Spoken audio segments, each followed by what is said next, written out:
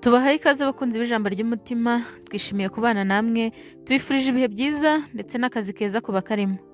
Tubashimiye ko mukomeje kubana natwe ku ijambo ry'umutima ndetse mugakomeza gukurikira video zose tugenda tubagezaho. Tubashimiye kuri feedback mwagiye mutubwira ibyo twakosora ndetse n'ibyo twahindura. Turabashimiye kandi tubasaba gukomeza kubana natwe no mu zindi video zose ziri imbere zizagenda zibanogera kandi zibagera ku mutima. Uyu munsi rero tugarutse kubana namwe mu nkuru y'uyu munsi. Uyu munsi tubazaniye top 10 y'abanyamakuru bakunzwe kurusha abandi mu gihugu cy'u Rwanda. Ese mwaba mwiteguye kubumva muri kumwe natwe? Icyo tubasaba no kureba hasi mugakanda subscribe ndetse mukajya no kuri share, mugakora share, mugasharinga abandi kugira ngo babashe kubona iyi video. Turabasaba kandi kujya ahanditse comment mukatubwira icyo mwifuza ko twazagarukaho ubutaha ndetse nuko mwumvishe iyi video. Tubahaye ikaze ni ku ijambo ry'umutima. Tudatinze rero nk'uko bisanzwe reka dutangirire ku mwanya wa 10. Ku mwanya wa 10 turasaga umunyamakuru witwa Jean Pierre Kagabo. Uyakora kuri Radio Rwanda cyangwa se kuri radio y'igihugu RBA. Jean Pierre Kagabo bijyanye n'umunyamakuru bw'ubunyamwuga, yabaye umunyamakuru mwiza ndetse w'intangarugero kugeza naho abanyamakuru bagenzi be bamutangaho urugero ndetse bikagera no ku bayobozi bavuga ko ari umunyamakuru mwiza ndetse utanga icyizere cyo kuzavamo umunyamakuru w'umunyamwuga.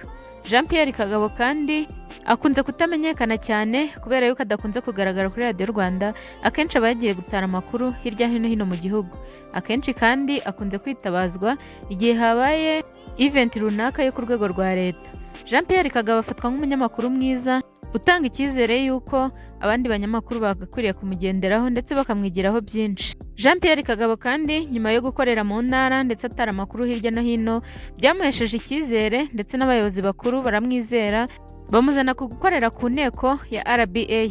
Yakomeje kandi kugirirwa icyizere kugeza naho inteko ya Repubulika iyo yateranye akenshi ari ukunze koherezwayo. Uwo yari Jean Pierre Kagabo. Reka dukomeze ku mwanya wa 9. Ku mwanya wa 9 turasanga Irene Murindahabi ukunze kwita Kasha Makokero.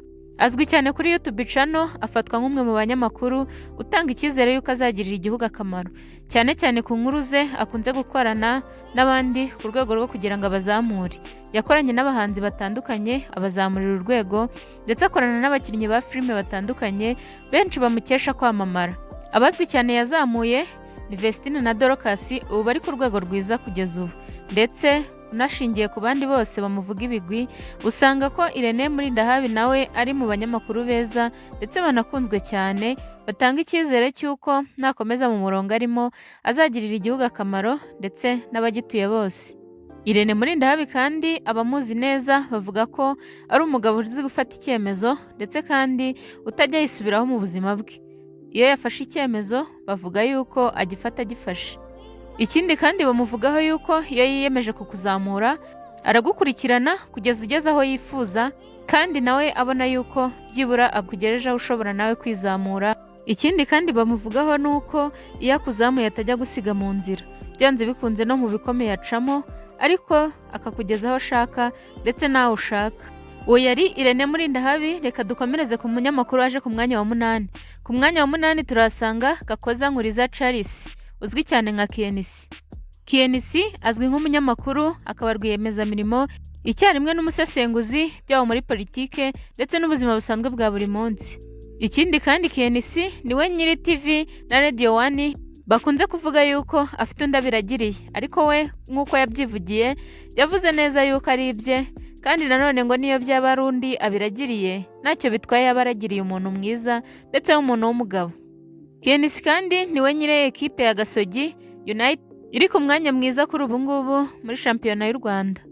Benshi bazi KNC bavuga yuko nta kintu atinya kandi bivuga yuko KNC afite ibigo byinshi birenga 6 yabahagarariye cyangwa se yababereye umuyobozi, nubwo bimwe bizwi ibindi bikaba bitazwi. KNC kandi icyo abantu benshi batazi nuko yabanje kubaho umuhanzi, sibye yuko atabikomeje ubunyamakuru bukamera ubuhanzi. Ikindi kandi azwi mu gushakisha impano zitandukanye mu banyarwanda batandukanye, cyane cyane mu ikipe ya Gasogi. KNC yabanje gukorera ikinyamakuru cya City Radio, nyuma kivaho agiye gushinga TV na Radio 1. KNC rero ari mu banyamakuru cyane bakunzwe cyane n'abanyarwanda bitewe n'ukuntu akunda kuvugira abanyarwanda kandi umuturage akamushyira ku isonga.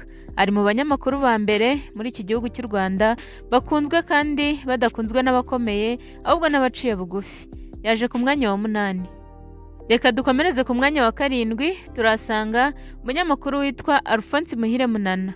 Alphonse Muhire Munana arakunzwe cyane ndetse aranazwi cyane mu bijyanye n'ibyegeranyo kimwe no kuvuga amakuru neza. Azwi cyane nanone kuri Radio Rwanda aho yamenyekanye avuga ibijyanye n'ibirari by'ubutegetsi ndetse no gusesengura ibijyanye na politiki.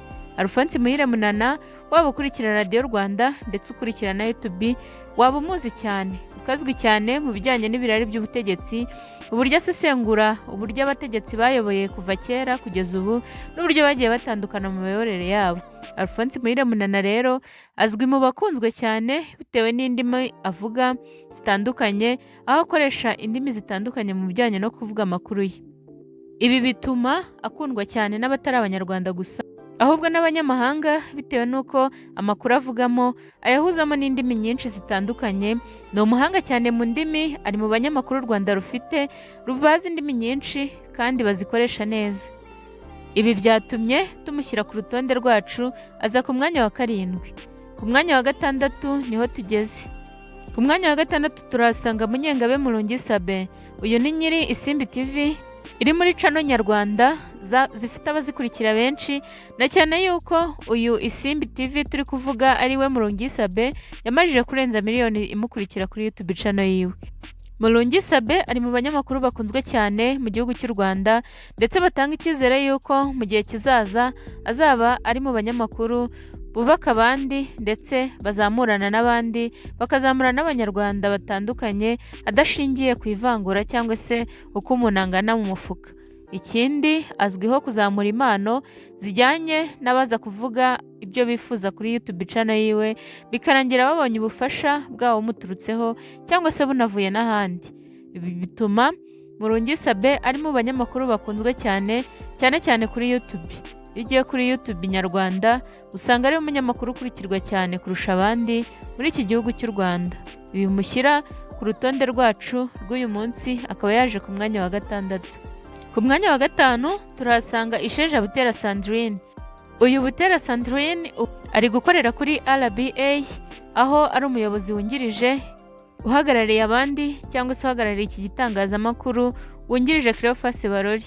Ni umunyamakuru mwiza akiri no kuri Kiss FM, yarakunzwe cyane.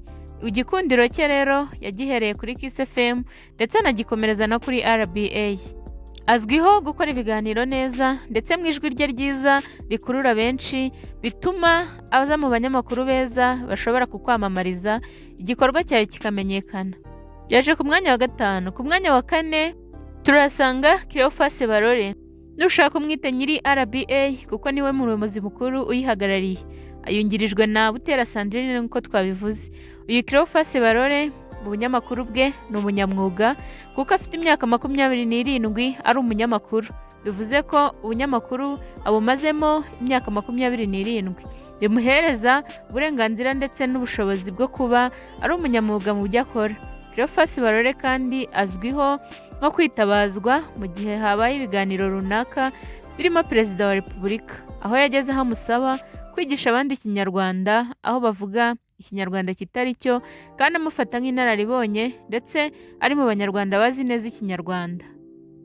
Ku mwanya wa 3 turasanga Ismail Mwanafunzi. Mwanafunzi ni umunyamakuru mwiza udashidikanywaho muri iki gihugu cy'u Rwanda mu bijyanye no gukora ibyegeranyo ndetse no gukora amakuru neza no kuyasoma. Azwiho cyane kuvuga adategwa ndetse agakora n'amakuru ajyanye n'ubuzima, aho gusesengurira ubuzima bwawe ukabwumva neza. Ni umunyamakuru mwiza ukunzwe cyane mu ijwi rye ndetse n'ubusesenguzi bwe.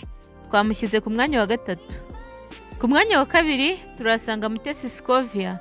Mutesi Scovia ni umunyamakuru uzwi cyane kuri YouTube channel yiwe ya Mama Urwagasabo, aho yamajije gushinga na televiziyo yamwitiriwe ariyo Mama Urwagasabo TV. Arakunzwe cyane kuri YouTube ndetse no mu buzima busanzwe. Abantu bamukundira yuko ari umunyamakuru udatinya kuvuga ukuri ndetse no mu gihe biri ngombwa yuko yabizira aremera akabizira ariko akavuga ukuri. Ikindi bamukundira ngo nuko avugira rubanda nyamwinshi kandi adashyizemo amarangamutima. Ikindi kandi bivugwa yuko Scovia Mutesi adatinya kuvuga ukuri mu gihe bibaye ngombwa. Abenshi bajya bamutazira igishegabo bitewe ngo n'ibintu akora byakitirirwa abagabo ariko akabikora ari umugore. Scovia kandi afite na YouTube channel isanzwe yitwa Mutesi Scovia, akunze gucishaho ibiganiro byo mu buzima busanzwe bwa buri munsi.